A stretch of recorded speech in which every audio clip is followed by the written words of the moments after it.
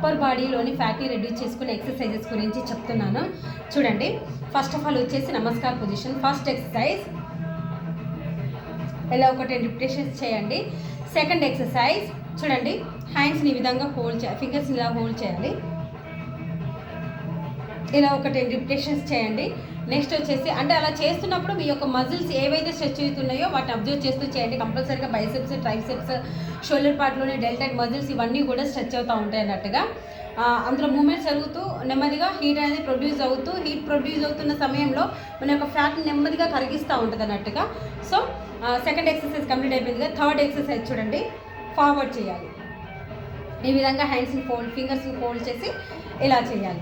Next వచ్చేసి fourth exercise same ఇలాగేనండి, but కాకపోతే మనము బ్యాక్కి పుల్ చేసుకోవాలి. ఫార్వర్డ్ టు బ్యాక్ ఇలాగ ఒక 10 చేసుకోండి. నెక్స్ట్ వచ్చేసి ఫిఫ్త్ వన్ వచ్చేసి ఇప్పుడు మనం ఫార్వర్డ్ టు బ్యాక్ చేసాం కదా. ఫిఫ్త్ వన్ వచ్చేసి ఎల్బోస్ని ఈ విధంగా ఫార్వర్డ్కి చేసుకొని ఫింగర్స్ని క్లోజ్ చేసుకోండి. టైట్గా ఉంచండి ఫింగర్స్ని. ఎస్, ఈ విధంగా సైడ్స్కి. యాక్చువల్గా షోల్డర్ లెవెల్ పెట్టుకోవాలి మీరు. ఎస్, షోల్డర్ లెవెల్ పెట్టుకొని ఎంత వీలైతే అంత మ్యాక్సిమము అలాగే 10 రిపిటేషన్స్ చేయండి. 10 రిపిటేషన్స్ ఈచ్ సెట్ అనేది, ఈచ్ ఎక్సర్సైజ్ అనేది 10 రిపిటేషన్స్ కంప్లీట్ అయిపోయిన తర్వాత దీన్ని కంటిన్యూగా చేయండి. ఈ 5 ఎక్సర్సైజెస్ని కంటిన్యూగా చేయండి. ఫస్ట్ నేనేం చేశాను, ఫార్వర్డ్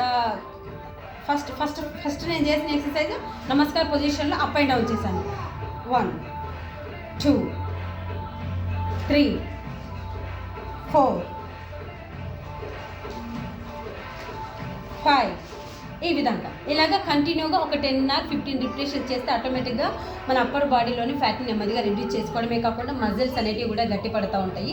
లూజ్ పార్ట్ ఏదైతే ఉంటే కూడా దాన్ని అన్నింటిని టైట్ చేసేసి బాడీలోని పార్ట్స్ని కూడా నెమ్మదిగా రిడ్యూస్ చేస్తూ ఉంటుంది. Anyways, thank you so much for watching my videos. Please subscribe and